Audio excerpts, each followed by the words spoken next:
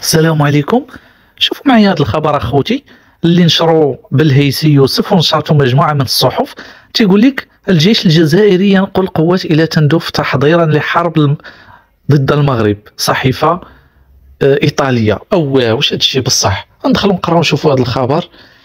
ويلي واش هاد الناس هادو كيمنيتهم. قال لك شوفوا معايا صحيفة إيطالية: الجزائر توصل قوات عسكرية إلى تندوف وتستعد لحرب شديدة القوة. الله أكبر.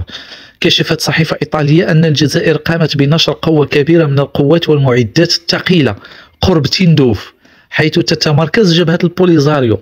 وأضافت الصحيفة أن هذا الانتشار رافقه تعبئة القيادة اللوجستية لمنطقة بشار بهدف الاستعداد لحرب شديدة القوة، نقلا عن العدد الأخير من مجلة الجيش الوطني الشعبي الجزائري.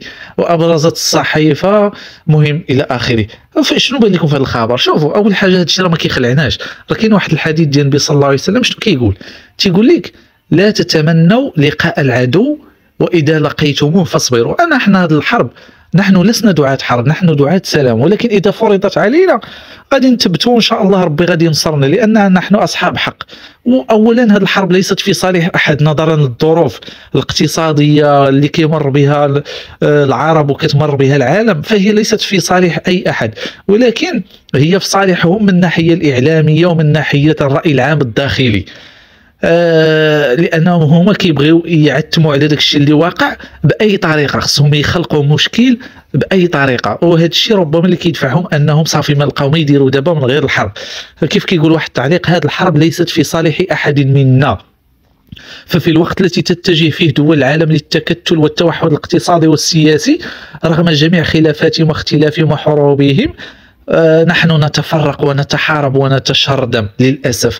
تعليق آخر كيقول لك؟ تيقول لك: الجزائر تعرف جيدا أن أسهل منطقة لقطع طريق الإمدادات عن القوات المسلحة الملكية وقطع الروابط بين الصحراء وبين باقي التراب الوطني هو طريق المحبس طنطان عبر السزاق، ولذلك تحشد قواتها عبر غرب تندوف. ولا يخفى على أحد أن الحرب ستقع لا محالة بين المغرب والجزائر مهما طال الزمن أو قصر. نتمنى أن لا تقع الحرب بين الأشقاء، الإخوة الأشقاء، ولكن إن قدر الله وقعت فنحن لها. شوفوا معي هذا التعليق. تيقول لك: نحن نطالب بتجنيد المؤثرين ديالنا باش يدافعوا على الوطن قولا وفعلا، بلاص ما يبقاو يدافعوا على الوطن بالاغاني وبالبوزات حتى هما يمشيو يدافعوا. على اي حال نتمنى ان هذا الشيء هذا يكون بروباغندا ويكون مجرد زوبعه في فنجان، ولكن إذا كتب الله وقعت شي حاجة نحن مع بلدنا قلبا وقالبا، لأننا احنا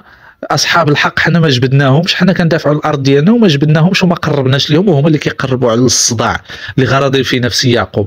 ما تنساوش تعطيونا الرأي ديالكم، وشكرا والسلام عليكم.